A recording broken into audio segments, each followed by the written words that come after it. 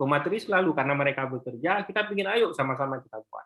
Ya, sama-sama kita bawa istilahnya kesehatan jiwa di komunitas, di rumah sakit menjadi yang terbaik. Kita harus menjadi model. Dulu Aceh pernah jadi model ya kan, kayak BPD itu pertama di Aceh. Kemudian apalagi Badan Perencanaan Daerah ya, itu pertama di Aceh. Tapi belakangan Aceh tertinggal lain-lain. Walaupun alhamdulillah belakangan kita sekarang sudah naik ya. Kita sekarang sudah masuk 11 besar provinsi dengan indeks pembangunan manusia.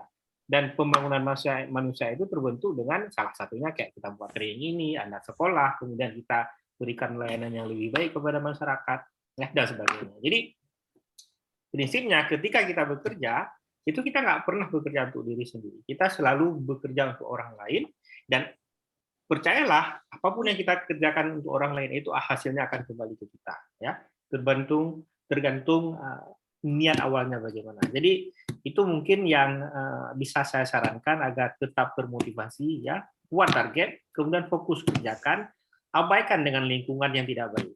Karena kalau kita ikut misalnya kata bisik-bisik tetangga, percayalah apa yang kita ingin kita kejar itu nggak akan dapat. Nah, karena sibuk memikirkan ini enak nggak. Ya.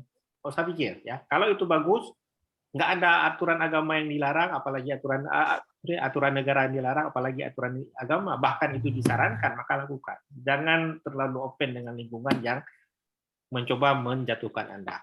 Mungkin itu ya, Teguh. Oke Pak, terima kasih banyak. Yuk, sama-sama. Ya. Saya kembalikan Erini, sorry kepanjangan. Ya, baik, terima kasih Pak Martunis. Ya, Bu Hasnia. Boleh dikit aja ya, karena silakan.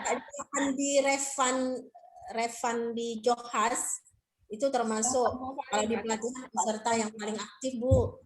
Terakhir ke Melabuh 2000 berapa, Bu Hasya? 2017. Ibu, 2016 ya. Kalau memang indikatornya mungkin berkaryanya, Bu. Bu ya aktif di kelompok ya, tapi untuk ukuran karya masih minim, Bu. Terima kasih. Tidak apa-apa. Bisa belajar dari teman-teman yang sudah kalau saya bilang sudah go nasional, bahkan mungkin nanti mau internasional ya. Jadi bisa belajar dari Aceh Utara, di sana ada Lina, kemudian ada siapa ini yang baru juga, saya lihat bagus banget sepak terjangnya yang sekarang kapus juga di Aceh Utara, beliau kok lupa saya, yang sudah pernah advance ya, itu sangat bagus. Kemudian juga teman-teman yang dari PD, kemudian teman-teman yang dari Aceh Besar.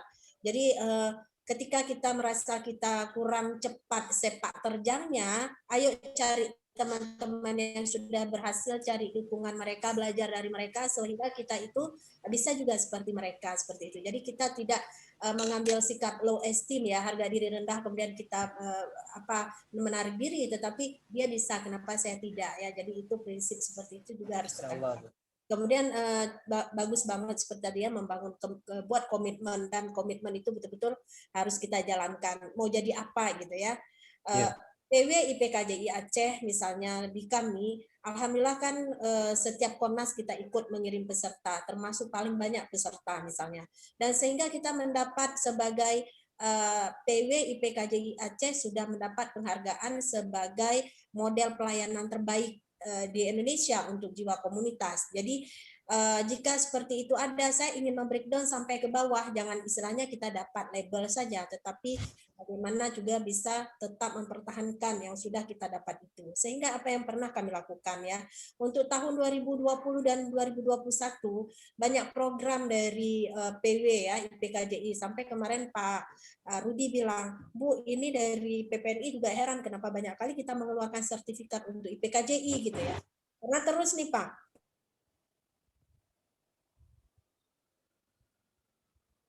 Halo Bu Hasnia. Kayaknya Bu Hasnia tiba-tiba putus lagi jaringannya. Terlempar. Ya. Baik, nanti mungkin berarti materi saya sudah selesai ya Bu Rini. Ya, terima kasih banyak Bu Hasmila. Tetap semangat ya teman-teman pejuang Keso Aceh. Assalamualaikum warahmatullahi wabarakatuh. Waalaikumsalam warahmatullahi wabarakatuh. DKJPS. Oh, Bu Hasnia ya, silakan Bu. Sosialisasi DKJPS, kemudian kita ikuti dengan pelatihan DKJPS 1 dan 2, dan itu semua Pak nggak datang sendiri Pak. Itu semua kita butuh link, butuh kerjasama. Kalau saya bilang pinter-pinter jualan Pak. Yap. Kan di sini nggak ada penyandang dana, kan nggak apa-apa, kita bebas ngomong ya. Jadi pinter-pinter bukan jualan diri ya, berjualan. Kalau saya bilang advokasi ya. Yap. Ini terus kami advokasi Dinas Kesehatan Provinsi, terus kami beradvokasi dengan penyandang dana. Satu-satunya kalau sekarang tinggal FBA, kalau yang lalu masih ada CBM ya. Nah, sehingga jadi itu sosialisasi DKJPS, pelatihan DKJPS 1 dan diikuti pelatihan DKJPS 2, udah 3 sertifikat loh perawat dapat ya kan. Kemudian apalagi kami dengan dana itu juga sudah menerbitkan 1 buku, nggak sedikit loh Pak, 90 juta, itu nggak uang tiket itu ya. Kemudian penguatan, kemarin kita buat penguatan kapasitas itu juga dengan dana FBA. Kemudian jangan lupa anggota juga dilirik, di istilahnya bukan jual anggota, artinya ini ada tim saya loh. Kayak kemarin itu waktu FBA nanya, Bu Has bagaimana seperti ini, terus saya sampaikan ada tim saya yang bisa digunakan, yang bisa diberdayakan, karena saya usia udah 50, saya bilang tolong ini juga bisa nanti kita pakai ke Aceh Jaya, kan kami mau jalan nih untuk Peksos, untuk komunikasi efektif untuk pekerja sosial ya, Peksos untuk 7 wilayah CBM, FBA. Nah saya bilang saya punya yang lain, saya punya tim, jadi nanti saya menjual tim saya juga, karena kekuatan itu ada di tim, ada di kelompok. Nggak mungkin dong seorang asliah misalnya harus semua, sehingga ketika saya nggak ada berhenti, nggak boleh. Jadi bangun jejaring, bangun tim advokasi terus. Kemudian yang terpenting Pak, satu hal, kita bisa bersama dengan siapapun, ya. Dan kuasai bidang kita. Bayangkan waktu pulang kemarin, kebetulan Eva ikut dengan mobil saya, di dalam mobil pada satu pertanyaan, Bu Has, apa sih sebenarnya itu di IC? Saya menjelaskan IC. Setelah itu langsung ada tawaran, Bu, bagaimana ini kalau kita ke daerah, kita lihat benar apa nggak dikerjakan. Ini kemudian saya butuh penguatan untuk tim saya, Bu. Bisa nggak apa yang disampaikan tadi diberikan juga ke tim saya? Kapan ya kita jadwalkan? Bu, bisa nggak kita dengan ini apa namanya disabilitas untuk tanggal 5? Tapi tolong benar Bu ya, tolong sekali. Jangan pakai bahasa tinggi, ini betul-betul yang mendasar. Jadi semua penyandang disabilitas kita kumpulkan, kita berikan tentang, kita buka matanya tentang keswa. Nah seperti itu, nggak ada di dalam kurikulum kita harus dengan ini, dengan penyandang disabilitas. Nggak ada di dalam kurikulum kita dengan Peksos. Jadi pandai-pandai bagaimana kita mengintegrasikan ilmu ini ke dalam user. User ketika minta mau apa kita layani. Ya, yang penting kuasai bidang kita sendiri, pintar-pintar menjalin link. Itu saja, mudah-mudahan tetap semangat, tidak ada yang salah. Cuma lupa aja, karena kesalahan itu nggak dari kalian juga, mungkin kami juga kurang menyapa. Maka terima kasih banget kepada Pak Martunis, sehingga kami bisa menyapa seluruh perawat kita di Puskesmas. Ya, sering-seringlah kita mengevaluasi diri sendiri, apa yang masih kurang segera bergegas.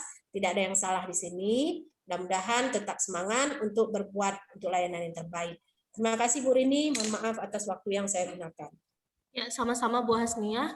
Baik Bapak Ibu, kita akan masuk ke materi yang selanjutnya. Alhamdulillah diskusi kita sepanjang pagi sampai menjelang siang ini sangat kooperatif dan baik ya. Jadi selanjutnya, sebelum pemateri selanjutnya menyampaikan materinya, saya ingin mengingatkan yang pertama, Bapak Ibu tidak perlu absen di chat room, artinya tidak perlu buat hadir di chat room karena kami hanya akan merekap daftar kehadiran itu melalui link absensi. Jadi kami tidak merekap kehadiran melalui chat room. Link absensi sudah kami kirimkan sejak tadi. Mungkin nanti kalau ada yang belum mendapatkan bisa kami kirimkan kembali. Selanjutnya untuk mengefisiensikan waktu, kita ke pemateri selanjutnya ada Pak Nasrudi Alfian di MKEP. Hari ini materinya tentang terapi aktivitas kelompok dan terapi rehabilitasi. Pak Rudi sudah bergabung di Zoom, Pak Rudi? Ya, sudah Ibu Rini. Ya, baik. Waktu dan tempat saya persilahkan kepada Pak Rudi. Waktu kita 45 menit, Pak Rudi. Baik, terima kasih Pak Rudi. Silakan. Baik, Ibu Rini izin saya share screen ya. Ya, sudah nampak.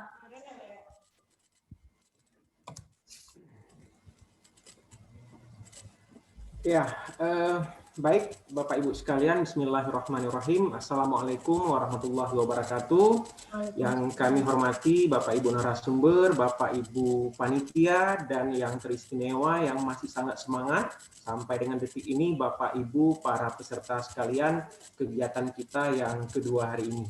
Baik, Bapak Ibu semuanya, izinkan saya akan menyampaikan dua topik hari ini. Yang pertama terkait dengan terapi aktivitas kelompok atau TAK, dan satu lagi adalah terapi rehabilitasi. Mudah-mudahan bisa saya selesaikan dalam waktu 45 menit. Bu, ini nanti mohon diingatkan, Bu, ya. Baik, Bapak Ibu sekalian, ini kita hanya bersifat diskusi karena saya yakin bagi teman-teman yang sudah melanjutkan pendidikan, mohon maaf sebelumnya, bagi teman-teman yang mungkin sudah melanjutkan pendidikan S1 maupun D3 keperawatan, saya yakin pada saat Bapak dan Ibu sekalian praktek di rumah sakit jiwa, mungkin Bapak Ibu pasti ada melakukan terapi aktivitas kelompok, ya, saya yakin. Jadi sehingga mungkin tidak asing lagi dengan istilah TAK ini, ya. Baik, yang pertama untuk pendahuluannya adalah asuhan keperawatan jiwa merupakan asuhan keperawatan yang bersifat spesialistik namun tetap dilakukan secara holistik atau menyeluruh saat melakukan tindakan pada pasien. Kemudian berbagai terapi keperawatan yang dikembangkan terfokus kepada pasien baik secara individu, kelompok, keluarga maupun komunitas. Nah, fokus kita kan selama ini tetap ya pada individu, kelompok, keluarga dan komunitas yang ada di lingkungan tempat kita bekerja.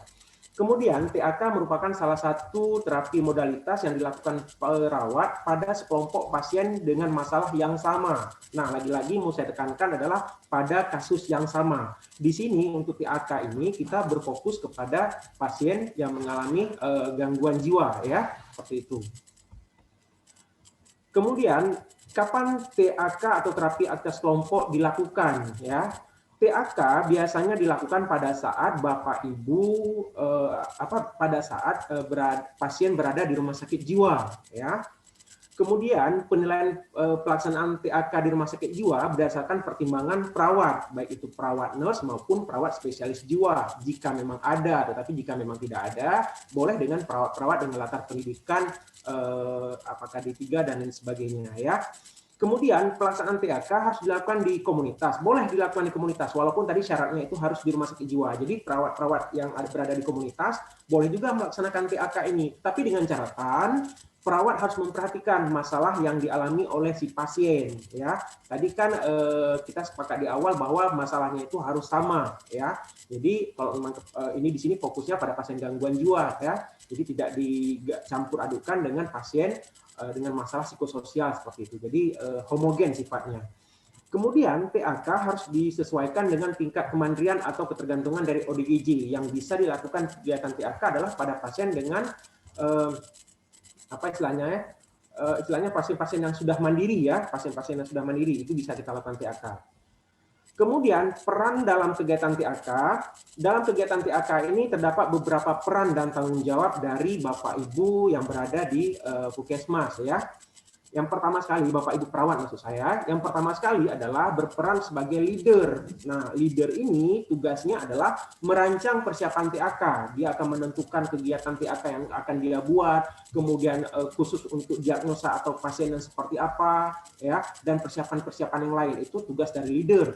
Kemudian ada tugas lain adalah wakil pemimpin kelompok atau co-leader yang tugasnya adalah membantu leader dalam memimpin proses berlangsungnya TAK. Jadi dua orang ini, leader dan leader ini, mereka akan saling melengkapi satu sama lain dalam pelaksanaan sebelum dan setelah TAK seperti itu. Kemudian dibantu juga oleh fasilitator. Kalau memang Bapak Ibu melaksanakannya di komunitas, di desa, mungkin fasilitatornya bisa dilibatkan kader yang sudah Bapak Ibu bentuk dan yang sudah Bapak Ibu latih misalnya, ya. Nah, tugas dari fasilitator ini adalah mereka bergabung bersama pasien, ya. Jadi seolah-olah mereka juga menjadi bagian dari kelompok. Tugas mereka nantinya mereka akan memotivasi, akan memberikan stimulus kepada pasien supaya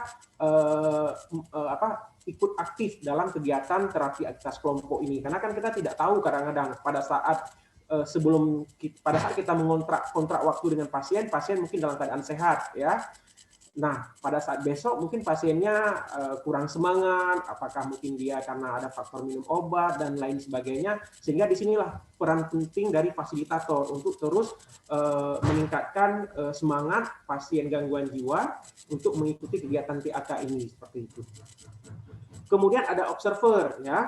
Observer ini dia mengamati tugasnya, kemudian menilai dan memberi masukan serta saran terhadap proses berlangsungnya TAK. Sebenarnya TAK ini dia akan lebih efektif jika kita lakukan sesama tim perawat seperti itu. Tetapi lain halnya ketika di komunitas. Kalau di komunitas kan mungkin perawat yang ada di puskesmas, khususnya pemegang program CMAN hanya 2 atau 1. Makanya di sini juga bisa dilibatkan leader.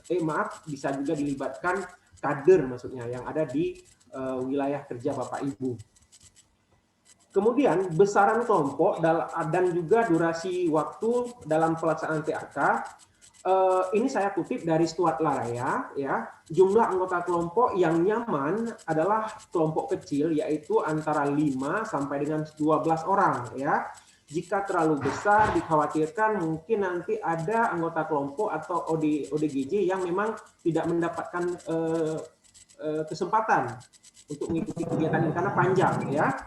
Nah, ada juga sumber-sumber lain yang mengatakan 7 sampai dengan 10, 8 sampai dengan 12, silakan. Tetapi saya di sini fokusnya antara 5 sampai dengan 12 orang. Intinya tidak kurang dari 5 dan tidak lebih dari 12 orang, ya. Kemudian lamanya waktu itu ada yang tergantung kegiatan TAK, ya. Kalau memang TAK-nya itu dianggap tidak terlalu rumit, ya, mungkin boleh kita laksanakan sekitar 20 sampai dengan 40 menit. Tapi kalau TAK-nya itu kegiatannya itu agak sedikit rumit, boleh dengan durasi yang agak lama antara 60 sampai dengan durasi 120 menit. Tapi silakan nanti Bapak Ibu apakah mengambil jalan tengah, misalnya pesertanya itu ada 8 orang, mungkin Bapak Ibu mau gunakan, terserah, silakan. Mungkin waktu yang Bapak Ibu gunakan 75 menit, ya, silakan, tidak masalah. Yang pasti tidak boleh melebihi dari waktu yang sudah kita sepakati ini, ya. Karena terlalu panjang juga nantinya akan membosankan seperti itu, ya. Indikator kemandirian dari ODGJ yang pertama adalah kemampuan asuhan keperawatan ODGJ, kemudian kepatuhan minum obat atau asuhan medik, kemudian yang ketiga adalah penggunaan pelayanan kesehatan. Nah, ini adalah indikator kemampuan asuhan keperawatan jiwa pada ODGJ. Tingkat kemandirian itu ada total care, partial care, mandiri self care, dan produktif.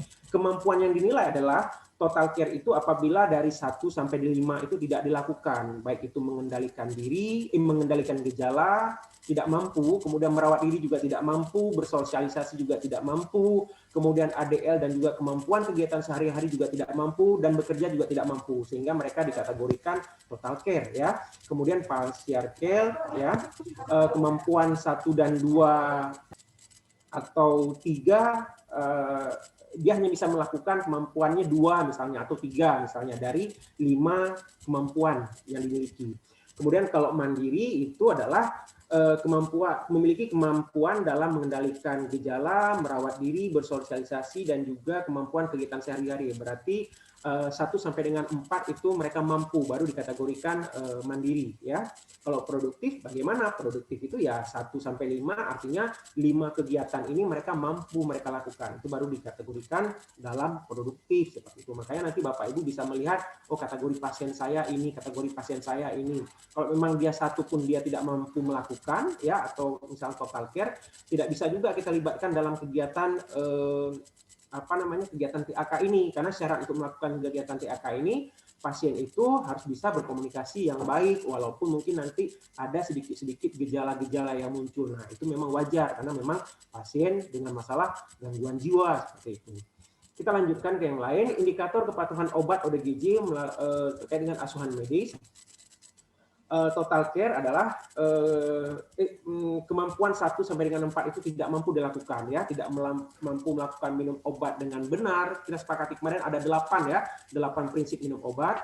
Kemudian kontrol 1 kali per minggu juga tidak mampu dia lakukan, kontrol 1 kali per 2 minggu juga tidak mampu dia lakukan, kontrol 1 kali per 4 minggu juga tidak mampu dilakukan, seperti itu. Makanya itu dianggap total care.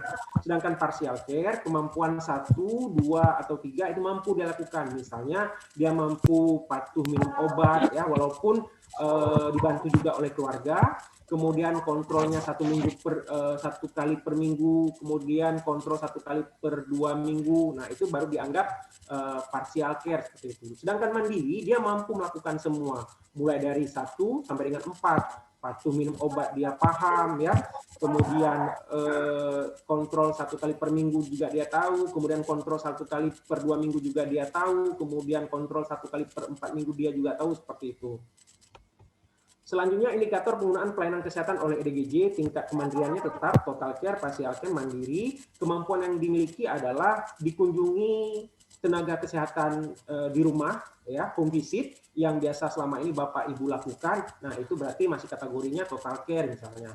Kemudian kunjungan pasien ke puskesmas diantar oleh kader atau keluarga atau hanya dengan keluarga misalnya.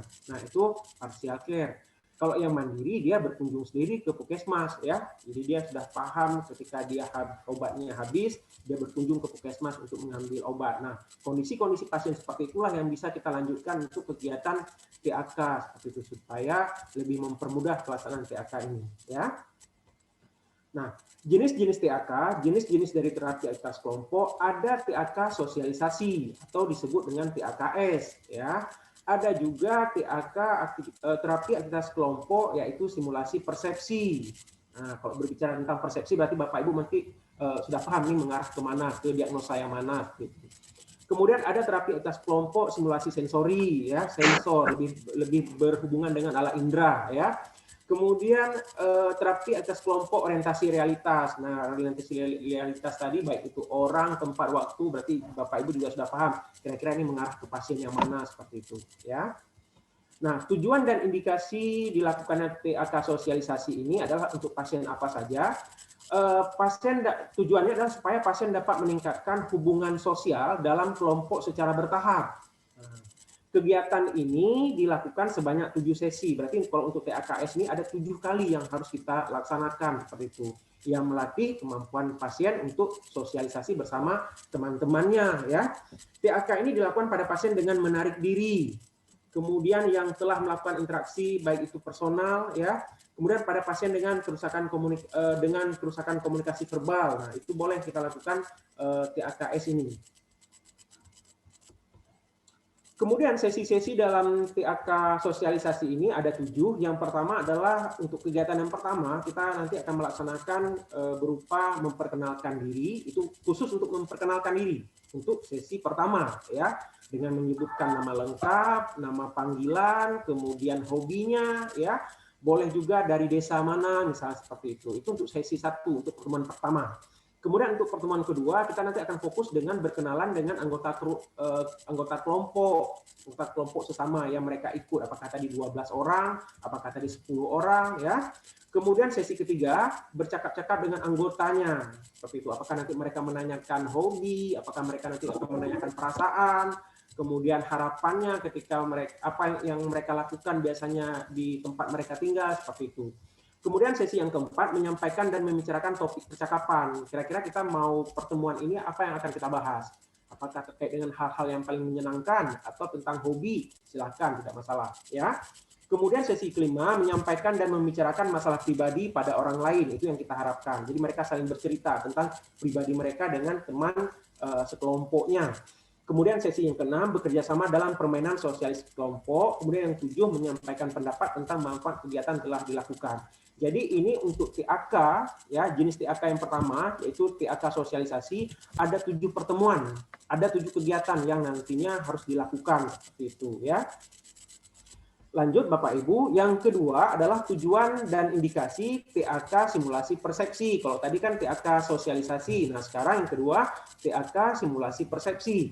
Nah, pasien dapat mempunyai kemampuan untuk menyelesaikan masalah yang diakibatkan paparan stimulus kepadanya, misal seperti itu. Biasanya TAK ini dilakukan pada pasien dengan perubahan sensori persepsi dan pasien menarik diri yang telah mengikuti TAKS. Berarti pasien-pasien yang sebelumnya ikut TAKS boleh juga diikutkan ke TAK sejenis jenis ini, ya. Kemudian pasien dengan perilaku kekerasan. Nah, dengan pasien perilaku kekerasan juga boleh. Tapi ingat Bapak Ibu, ya, ingat kalau bisa dengan kasus-kasus seperti ini jangan dicampur adukan ya. Makanya tadi kalau bisa kita sampaikan di awal, kasusnya itu harus yang sama. Jangan pasien-pasien PK Bapak Ibu ikut sertakan dengan pasien menarik diri, sayang pasien menarik diri, ataupun sayang juga pasien-pasien dengan isolasi sosial. Jadi lebih baik, apalagi kan perilaku kekerasannya kita tidak tahu juga, tidak tahu kapan mereka nyaman, kapan mereka tidak nyaman, kita tidak tahu. Makanya memang betul-betul harus diperhatikan paling tidak masalah yang mereka alami itu seperti itu ya. Walaupun di sini perilaku kekerasannya sudah kooperatif ya. Kemudian pada pasien dengan halusinasi serta dengan pada pasien dengan harga diri rendah, nah, itu boleh kita libatkan dalam kegiatan TAK simulasi persepsi. Selanjutnya sesi dalam kegiatan TAK simulasi persepsi ini ada simulasi persepsi umum ya, yaitu acara menonton televisi, acara kegiatan membaca majalah, koran dan artikel, kemudian melihat gambar. Nah, untuk kegiatan seperti ini diusahakan pasien yang memang bisa membaca. Jangan Bapak Ibu tidak tahu kalau pasiennya itu tidak bisa membaca, Bapak Ibu berikan cerita, berikan cerpen apa yang akan dia baca. Makanya sebelumnya Bapak Ibu harus koordinasi juga dengan kader. Kira-kira pasien ini bisa membaca tidak? Bisa menulis tidak? Bapak Ibu meminta pasien untuk menulis cerita yang paling dia senangi. Pegang pensil aja mereka tidak paham, makanya betul-betul harus diseleksi pasiennya ya. Kemudian ada TAK simulasi persepsi perilaku kekerasan. Nah, di sini yang kita ajarkan nanti adalah mengenal PK atau perilaku kekerasan yang biasa dilakukan, seperti SP juga ini ya. Kemudian kedua mencegah PK secara fisik, kemudian sesi ketiga mencegah PK secara sosial, kemudian sesi 4 mencegah PK secara spiritual, dan yang kelima mencegah PK dengan patuh mengkonsumsi obat. Jadi kegiatan yang selama ini kita lakukan seperti SP, boleh juga kita lakukan dengan kegiatan kelompok seperti itu. Kemudian TAK yang berikutnya adalah jenis TAK dari kegiatan dari TAK dari simulasi persepsi. Yang ketiga yaitu untuk pasien halusinasi atau stimulasi persepsi ya. Yang kita ajarkan nanti pasien bisa mengenal halusinasi, kemudian mengontrol halusinasi dengan menghardik, kemudian mengontrol halusinasi dengan melakukan kegiatan, kemudian mencegah halusinasi dengan bercakap-cakap, dan terakhir adalah dengan patuh minum obat. Jadi nanti mereka akan mempraktekkan sendiri, kemudian nanti akan dilihat juga oleh teman-teman yang lain, ODGJ yang lain seperti itu. Kemudian ada TAK simulasi persepsi terkait dengan harga diri rendah pada pasien yang memiliki harga diri rendah.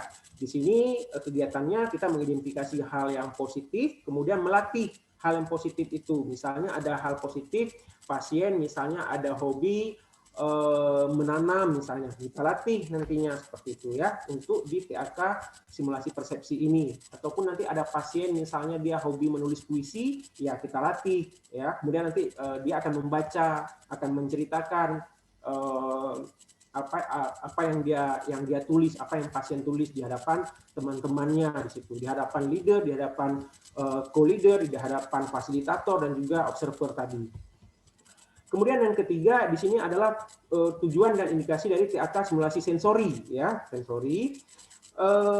Tujuannya adalah pasien dapat mempunyai kemampuan untuk merespon terhadap stimulus panca indera yang diberikan, misalnya mau berespon terhadap suara yang didengar, kemudian berespon terhadap gambar yang dilihat, kemudian mampu mengekspresikan perasaan melalui gambar ya. Kadang-kadang mereka melihat gambar secangkir kopi misalnya, tetapi ketika mereka menceritakan luar biasa ya, dia ceritakan bahwasanya dia tadi sudah minum kopi, setelah dia minum kopi segar dan lain sebagainya seperti itu ya.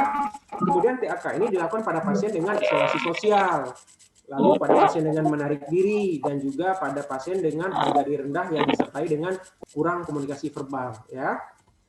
Sesi-sesi yang dilakukan pada TAK stimulasi sensori ini adalah dengan kegiatan pertama mendengar musik ya, kemudian kegiatan kedua menggambar, kegiatan ketiga menonton televisi dan video. Kemudian yang keempat TAK orientasi realitas. Nah, tujuannya pasien mampu mengenal orang, tempat, waktu sesuai dengan kenyataan, misalnya mengenal tempat ia berada dan pernah berada. Kemudian mengenal waktu dengan tepat dan mengenal diri sendiri serta orang-orang di sekitarnya dengan tepat ya. Karena tadi kan mereka kan sudah berkenalan di awal, paling tidak mereka sudah paham si A, si B, si C dan lain sebagainya. Kemudian TAK ini dilakukan pada pasien dengan halusinasi, pada pasien demensia juga boleh, pada pasien dengan kebingungan, tidak kenal dirinya ya, misalnya salah mengenal orang lain, tempat dan waktu, misalnya seperti itu. Nah, sesi-sesi yang dilakukan pada pasien orientasi realitas ini adalah pengenalan orang, Kemudian pertemuan kedua pengenalan tempat, pertemuan ketiga pengenalan waktu, seperti itu. Ingat Bapak Ibu, saya yakin Bapak Ibu kadang-kadang ada di setiap puskesmas yang pegang program jiwa itu mungkin hanya 2 orang, ya kan? Nah, hanya 2 orang seperti saya sampaikan kemarin itu. Aturannya itu memang harus dilakukan satu-satu, tetapi kalau memang tidak memungkinkan ya silakan saja digabungkan ya. Dengan catatan jangan terlalu lama juga, misalnya seperti pengenalan orang kita gabungkan dengan pengenalan tempat seperti itu ya, supaya menghemat, karena kan Bapak Ibu juga banyak desa yang harus Bapak Ibu kunjungi ya, apalagi misalnya di bawah kecamatan yang Bapak Ibu dinas, desanya itu sampai 50 orang seperti itu, jadi kan perlu kerja ekstra, makanya bisa juga diminimalisir dengan dibuat satu pertemuan walaupun di situ sesinya itu ada 2 seperti itu, bisa digabungkan ya. Nah, ini adalah contoh pelaksanaan TAKS. Saya ambil yang sesi pertama ya. Tadi TAKS kan ada 7 sesi. Jadi ini saya ambil sesi yang pertama. Ini adalah istilahnya begini nanti. Leader dia akan mempersiapkan laporan pendahuluan di awal seperti ini ya. Jadi meliputi yang pertama adalah tujuan. Pasien mampu memperkenalkan diri dengan menyebutkan nama lengkap, nama panggilan, asal, dan hobi. Ya, ini Bapak Ibu terkait dengan TAKS sesi 1 ya Bapak Ibu ya. Kalau TAKS sesi 2 nanti lain lagi nanti. Kemudian settingnya itu adalah pasien dan terapis dan perawat ya, perawat CMAN duduk bersama dalam lingkaran. Kemudian pastikan ruangannya itu memang betul-betul nyaman dan tenang ya. Jangan sampai nanti ada stimulus dari luar, misalnya Bapak Ibu mau melakukan TAK ini di samping gedung balai desa ada bengkel misalnya, suara motor ngeng kan mengganggu ya, makanya betul-betul dengan suasana yang nyaman seperti itu ya. Kemudian alat dan bahan yang digunakan kalau dari segi konsep itu ada tape recorder karena kita nanti menghidupkan musik ya, kemudian ada kasetnya juga dan ada bola tenis karena nantinya mereka akan memegang bola tenis, kemudian mereka akan menggilirkan ke teman-teman yang lain. Nah, saat nanti musiknya dimatikan, orang yang memegang bola itu yang akan mendapatkan giliran. Seperti itu fungsi dari alat dan bahan ini. Tetapi kalau memang Bapak Ibu punya alat yang lain, ya silahkan, tidak masalah. Ya. Kemudian metode yang digunakan dalam TAK ini adalah dinamika kelompok, sifatnya itu ada diskusi dan tanya jawab, serta bermain peran seperti itu. Kemudian langkah-langkah pelaksanaan TAKS sesi pertama ada tahap persiapan, tahap orientasi, tahap kerja, dan tahap terminasi. Yang pertama di persiapan, tugas dari leader adalah memilih pasien sesuai indikasi ya dengan kasus yang sama. Kita di sini fokusnya adalah pasien dengan isolasi sosial ya karena TAKS. Kemudian membuat kontrak dengan pasien. Silakan nanti minta bantu dari dari kadernya masing-masing ya. Paling tidak nanti di hari H pasien datang ke tempat yang kita sepakati seperti itu ya. Kemudian mempersiapkan alat dan bahan serta tempat pertemuan. Ingat kalau alat dan bahan ini usahakan memang yang mudah Bapak Ibu dapatkan ya, yang mudah jangan sampai harus membeli seperti itu ya. Jadi nanti silakan dengan alat-alat yang memang mudah didapatkan di tempat tinggal Bapak Ibu seperti itu. Kemudian ada tahap orientasi. Tahap orientasi di sini sudah pelaksanaan ya. Tadi sudah duduk dengan lingkaran, ada leader, ada co-leader, ada observer, ada juga peserta, ada juga fasilitator. Yang pertama memberikan salam. Assalamualaikum Bapak Ibu, selamat pagi. Kemudian validasi perasaan. Bagaimana perasaan Bapak Ibu hari ini? Sehat, nyaman, bagaimana tidurnya semalam, seperti itu. Lalu memperkenalkan diri, perkenalkan nama saya perawat Rudi Alfiandi, saya senang dipanggil dengan Rudi, saya adalah perawat yang dari Puskesmas Celala, ya. Misalnya hobi saya misalnya hobi saya membaca buku, misalnya seperti itu, ya. Hobi juga harus jelas, jangan sampai nanti hobi saya membaca itu banyak, jangan nanti membaca pikiran orang, misalnya seperti itu. Makanya harus jelas seperti itu dalam menyampaikan. Kemudian menjelaskan tujuan dari kegiatan ini. Hari ini kita akan melaksanakan kegiatan yaitu TAKS atau terapi aktivitas kelompok khusus sesi pertama ya. Kemudian kita jelaskan aturan-aturan mainnya seperti itu ya. Misalnya kegiatannya itu berlangsung 60 menit atau 75 menit. Kemudian kalau memang ada anggota kelompok yang ingin ke kamar mandi, ya mohon memberitahukan kepada fasilitator ataupun kepada perawat. Jangan langsung bangun pergi seperti itu. Walaupun pada pelaksanaannya ada kejadian seperti itu, ya dimaklumi saja karena kan pasien. Jadi tugas dari leader menyampaikan hal-hal yang seperti ini. Kemudian ada fase di tahap kerja. kita menjelaskan bahwasanya kegiatannya itu yang pertama ada kaset, kemudian ada tape recorder, ya, lalu kita hidupkan, ya, kemudian bola kita edarkan. Tadi kan kelompok lingkaran, ya, lingkaran edarkan bola sembari mendengarkan musik, ya, sembari mendengarkan musik searah jarum jam. Kemudian pada saat sudah mendapat giliran semua memegang bola, lalu musik dimatikan. Nah, setelah musik dimatikan, kita mintakan kesediaan pasien untuk berdiri, lalu memperkenalkan. Apa yang mereka perkenalkan? Nama lengkap, nama panggilan, asal, dan hobi. Nama lengkap, nama panggilan, asal, dan hobi. Empat ini harus terlewatkan, karena nanti ada penilaiannya Bapak Ibu. Ya, walaupun pasien dia tidak mampu menyebutkan asal, mungkin dia lupa, dia hanya mampu menyebutkan nama lengkap, ya, nama saya Teguh Jonas, saya dipanggilnya Teguh, saya hobinya bermain bola, ya. Tetapi beliau tidak tahu nama desanya, beliau lupa. Tidak masalah, tetap kita berikan reward, ya. Tetap kita berikan reward, tetap kita berikan positif, pandu positif kepada pasien, karena pasien sudah mampu mengungkapkan tugas-tugasnya tadi, menyampaikan tugas-tugasnya tadi, yaitu menyebutkan nama lengkap, nama panggilan, dan juga hobi. Kemudian hidupkan kembali. Setelah Pak Jonas tadi menyelesaikan tugasnya, kita persilahkan duduk Pak Jonas, lalu kita gilirkan lagi musiknya, kemudian bolanya kita gilirkan lagi, kemudian musiknya dihidupkan lagi. Begitu juga seterusnya sampai semuanya mendapat. Semuanya mendapat. Tadi kita sepakati berapa orang pasien? 8 orang. Ya, 8-8-nya harus dapat.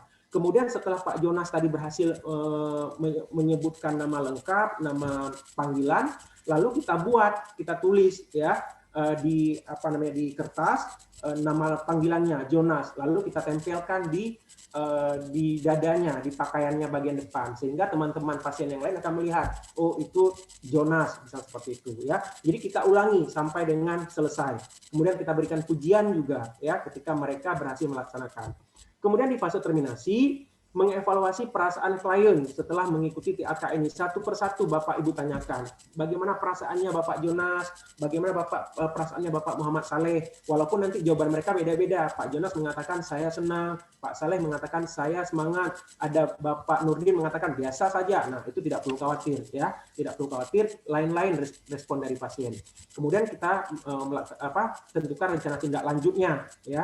Rencana tindak lanjut artinya di sini pasien juga akan sering-sering memperkenalkan diri ketika nanti mereka berada di rumah, ya, dalam kehidupan mereka sehari-hari, apakah dengan tetangga misalnya seperti itu, walaupun tetangganya sudah tahu bahwasanya ini Jonas seperti itu, ya. Kemudian kontrak waktu yang akan datang, nah itu juga harus kita sepakati, baik itu dengan pasien maupun dengan kader seperti itu, ya. Nah, evaluasi dalam kegiatan TAK, unsur yang dinilai meliputi verbal dan kemampuan non-verbal, kemudian dokumentasi hasil evaluasi, dan juga dokumentasi dalam dokumen medik.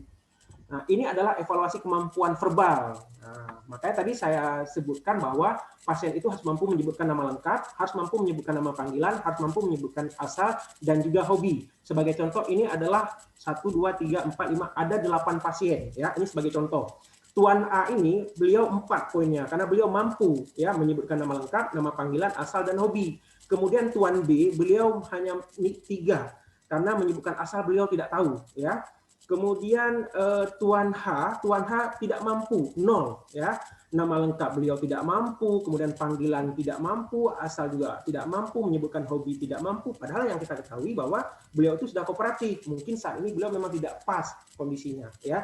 Jadi angkanya itu paling tinggi 4, kemudian paling kecil adalah 0, seperti itu.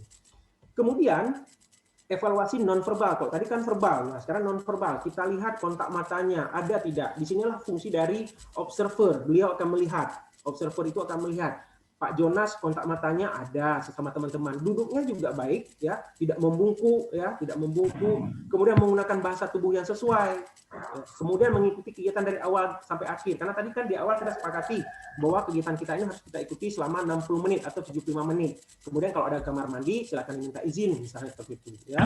Jadi di sini secara keseluruhan ada yang merah, ada yang hitam, ada yang 0, ada yang 1, ada yang 2, ada yang 3, ada yang 4. Kesimpulannya adalah untuk setiap aspek harus dinilai dengan memberikan tanda centang ya ataupun X. Jika ditemukan pada pasien maka diberikan tanda centang. Jika tidak ditemukan pada pasien maka diberikan tanda X seperti yang kita lihat pada slide sebelumnya. Jumlahkan kemampuan yang ditemukan. Jika nilainya 3 atau 4 maka pasien itu bisa kita lanjutkan untuk TAKS sesi kedua atau kegiatan TAKS berikutnya. Tetapi kalau nilainya 0, 1, atau 2, nah itu tidak bisa lagi kita ikutkan dengan untuk kegiatan berikutnya. Tetapi dia harus tetap standby di kegiatan yang pertama, seperti itu. Jangan sampai nanti akan mengganggu proses kegiatan berikutnya. Karena yang akan mengikuti kegiatan berikutnya itu adalah orang-orang yang sudah berhasil di kegiatan yang pertama, seperti itu Bapak Ibu. Ya. Baik Bapak Ibu sekalian, ini adalah untuk materi TAK. Saya rasa sudah selesai. Ya. Berikutnya coba saya tampilkan untuk kegiatan materi yang kedua. Pak Rudi, waktunya 10 menit lagi ya. Baik Bu. Nah, ini adalah materi yang kedua, yaitu terkait dengan rehabilitasi pada gangguan jiwa ya. Nah, tujuan pembelajarannya diharapkan adalah yang pertama menjelaskan pengertian, prinsip, dan bentuk terapi rehabilitasi pada ODGJ, kemudian merencanakan terapi rehabilitasi pada ODGJ di Gampung Siaga Sehat Jiwa. Kalau tadi TAK kan boleh dilakukan di rumah sakit jiwa, boleh juga dilakukan di kampung. Nah, tapi kalau terapi rehabilitasi ini kita lakukannya di Gampung Siaga Jiwa ya. Kemudian melaksanakan terapi rehabilitasi pada kelompok ODGJ, kemudian mengevaluasi, kemudian terakhir adalah mendokumentasikan pelaksanaan terapi pada ODGJ di Gampung Gampung Siaga Sehat Jiwa. Konsep terapi rehabilitasi ini adalah fokusnya kita semua ODGJ itu yang sudah mandiri, itu mereka mampu untuk hidup, belajar, dan bekerja di lingkungan tempat tinggal mereka. Itu prinsipnya. Makanya untuk terapi rehabilitasi ini harus pada pasien-pasien yang memang sudah dikategorikan mandiri, ya. Karena prinsipnya itu harus mereka mampu untuk hidup, bertahan, dan bekerja. Lalu ada beberapa faktor. Yang pertama faktor internal, semua faktor yang terkait dengan pasien, yaitu kesadaran pasien terhadap masalahnya, keinginan untuk berubah. Oke, ini saya percepat saja. Oke, ini ada faktor eksternal pasien, kemudian pemberdayaan masyarakat juga. Nah, ini dia, tujuan dari terapi rehabilitasi ini adalah mengupayakan ODGJ untuk mampu melakukan aktivitas sehari-hari secara mandiri, ya, meliputi keterampilan hidup, keterampilan belajar, dan juga keterampilan bekerja. Kemudian keterampilan hidup meliputi baik itu dia mampu merawat kebersihan diri, kemudian berhias seperti kemarin, ada BAB BAK yang baik dan benar, kemudian membersihkan rumah dengan menyapu halaman rumah, ya, mengepel lantai, membersihkan diri, karena ini lebih ke masalah keterampilan hidup, ya. Sedangkan untuk masalah keterampilan belajar, mereka mampu untuk membaca, menulis, dan berhitung. Kemudian untuk keterampilan bekerja, ya mereka bisa bekerja, ya, untuk menghasilkan pundi-pundi uang untuk memenuhi kebutuhan hidup. Misal mereka apakah bertani, berkebun, apakah mereka ada hobi menyulam, dan lain sebagainya. Itu untuk keterampilan bekerja.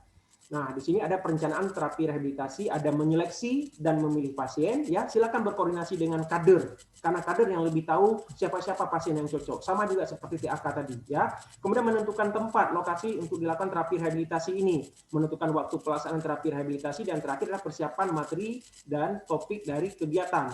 Nah, di sini tetap perawat CMAN yang akan melakukannya, sedangkan kader mereka hanya sebagai fasilitator saja seperti itu. Kemudian menyeleksi atau memilih pasien, proses ini melibatkan KKJ, ya, libatkan KKJ dalam mengseleksi pasien dengan kriteria pasiennya itu tergolong pasien mandiri, kemudian mampu berkomunikasi dengan baik, memiliki orientasi realitas yang cukup, meliputi orang, waktu, dan tempat, mampu melakukan aktivitas secara mandiri seperti duduk, berdiri, dan berjalan, kemudian paling penting adalah memiliki kebersihan diri yang baik. Menentukan tempat, ya, jadi boleh kita lakukan di rumah salah satu pasien, atau rumah salah satu warga, atau rumah salah satu kader, atau boleh juga di menasah, atau boleh juga di balai-balai tempat pertemuan masyarakat seperti itu, ya. Kemudian menentukan waktu pelaksanaan terapi, diharapkan terapi rehabilitasi dilaksanakan minimal 2 minggu sekali, ya, antara 1,5 jam sampai dengan 2 jam lamanya. Kemudian persiapan materi dan topik dari kegiatan perlu dilakukan diskusi dengan KKJ dan tokoh masyarakat. Nah, di sini juga kepala desa, Juci, rejenya juga harus tahu terkait dengan kegiatan yang akan Anda lakukan. Karena di sini juga berhubungan dengan nilai-nilai kebiasaan masyarakat yang dianut oleh masyarakat. Jangan sampai kegiatan kita menyakiti atau melanggar adat istiadat yang ada di desa tersebut. Makanya benar-benar harus kita komunikasikan dengan perangkat desanya seperti itu, ya. Kemudian bentuk kegiatan terapi ada yang untuk wanita, ada yang untuk laki-laki. Untuk wanita latihan keterampilan memasak, ya, kita ajarkan nanti cara memasak yang baik seperti apa. Kemudian latihan keterampilan menyulam, menganyam untuk pasien wanita. Kemudian untuk laki-laki dan perempuan boleh membersihkan rumah, menasak, ya. Kemudian untuk laki-laki keterampilan berkebun. Nah, ini dia terapi rehabilitasi untuk pasien untuk perempuan, untuk yang wanita. Waktu pelaksanaan minggu pertama, ya, cara pelaksanaan 15 menit penjelasan, kemudian 60 menit prakteknya, kemudian di minggu ketiga untuk wanita juga, kemudian kita selang-seling, minggu pertama wanita, minggu kedua laki-laki, 3 wanita, minggu yang terakhir keempat laki-laki. Kegiatannya itu memasak, ada membersihkan rumah dan berkebun, lamanya itu 15 menit tambah 60 menit, ya. Nah, ini salah satu contoh, saya ambil contoh yang untuk yang laki-laki, yaitu latihan berkebun, ya. Ada tujuannya di sini, tujuannya untuk berkebun. Ingat ya Bapak Ibu, kadang-kadang pasien Bapak Ibu itu sudah ahli dalam berkebun. Nah, jadi di sini kita selaku perawat jangan terlalu mengajarkan, boleh kita sharing, ya, sharing kira-kira seperti apa yang baiknya. Jangan nanti Bapak Ibu, oh salah itu harus seperti ini, harus seperti ini, harus seperti ini. Ujung-ujungnya pasiennya tidak nyaman. Jadi bisa saling kolaborasi seperti itu. Nah, untuk pasien, jumlah pasien ya silakan saja disesuaikan, apakah 5 orang seperti itu, ya. Kemudian setting tempatnya itu perawat, KKJ, pasien dan keluarga duduk bersama. Di sini juga harus kita libatkan keluarga seperti itu, karena tidak boleh dengan pasien saja, ya. Kemudian alat dan perlengkapan, karena tadi berkebun, ada lahan, ya, ada biji dari bayam, ada cangkul, ada air untuk menyiram, ada polybag, terserah, metodenya diskusi, demonstrasi, simulasi. Kemudian langkah-langkah kegiatan. Nah, untuk langkah-langkah mungkin saya tidak lagi menjelaskan secara rinci.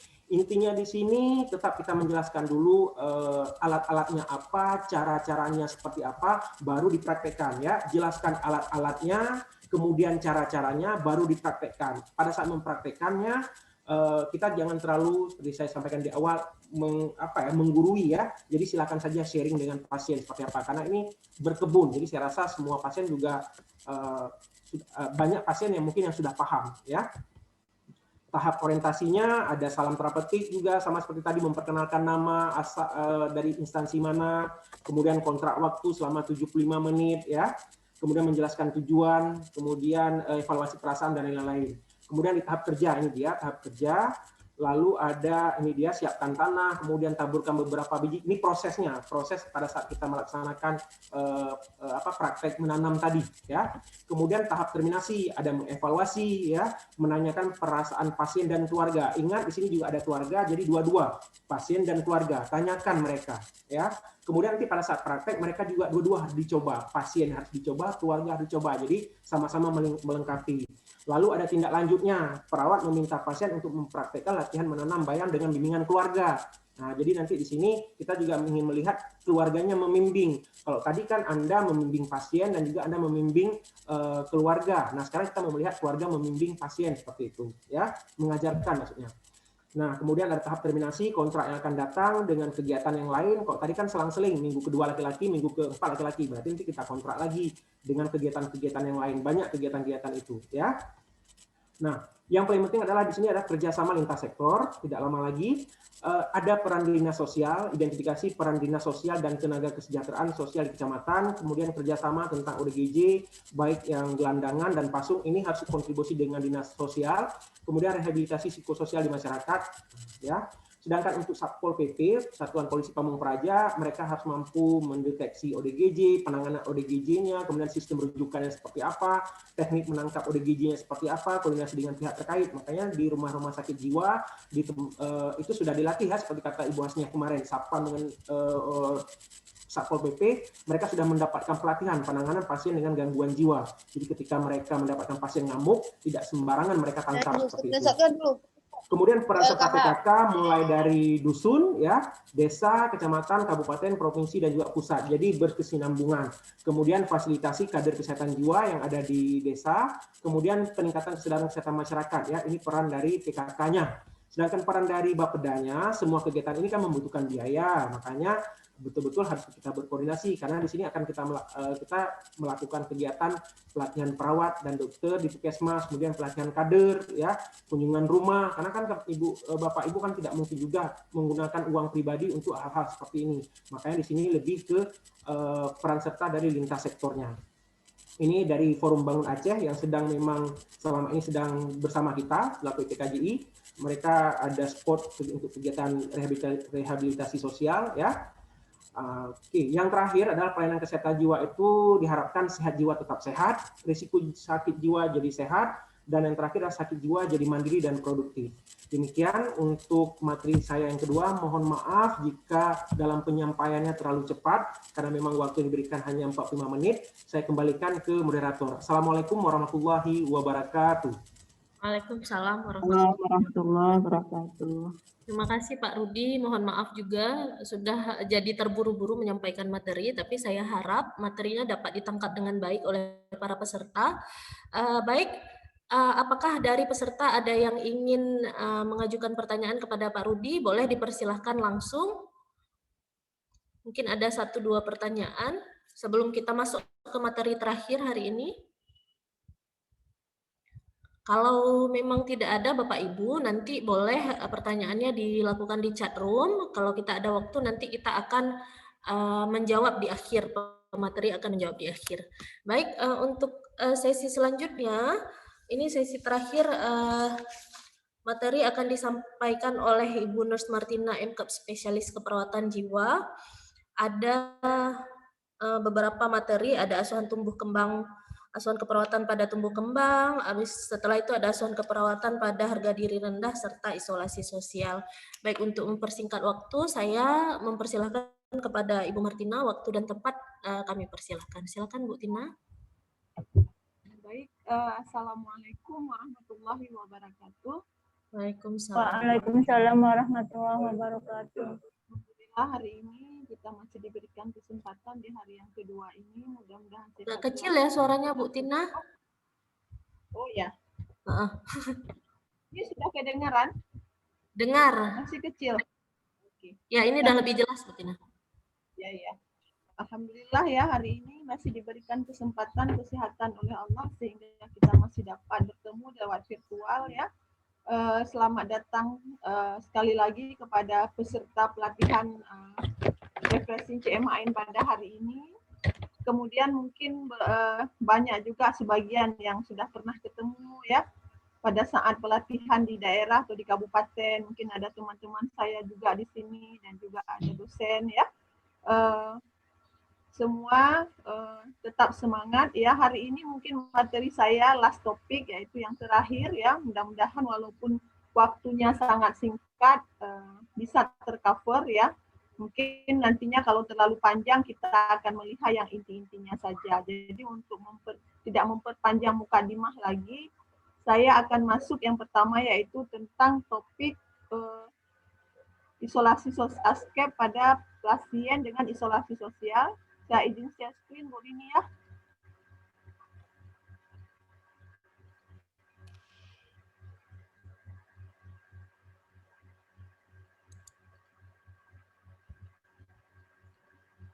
Oke, sudah kelihatan Bu Tina.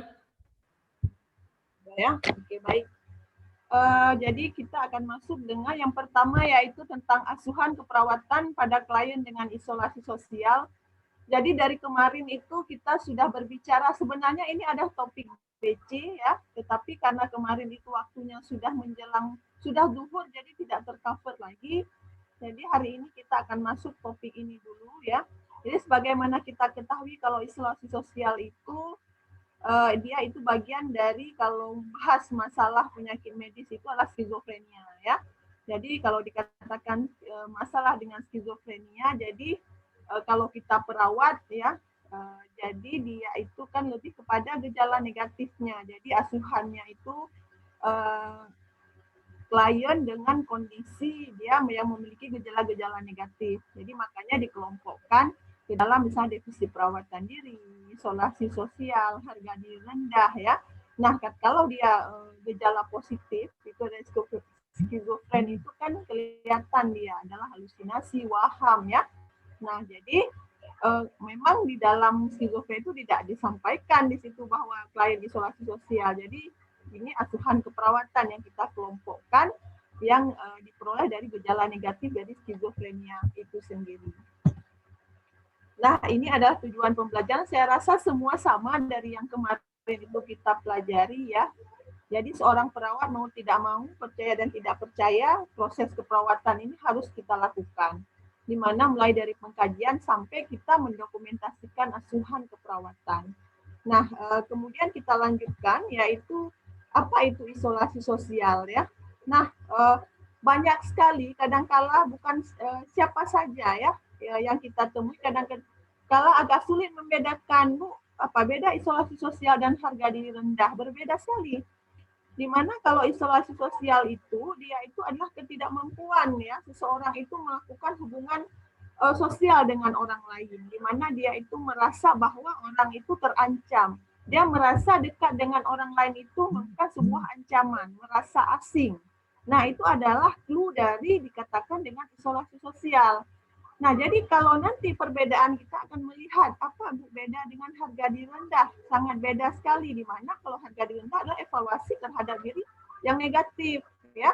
Jadi Bapak Ibu sekalian, kita harus bisa membedakan bahwa isolasi sosial itu adalah ketidakmampuan seseorang itu untuk melakukan hubungan sosial dengan orang lain ya. Mungkin kalau bisa kita lihat Bapak Ibu sekalian menemukan di daerahnya ketika pada saat melakukan kunjungan rumah ya, kadang-kadang ada pasien gangguan jiwa itu sampai dia duduknya itu kayak seperti posisi janin di dalam kandungan ibunya.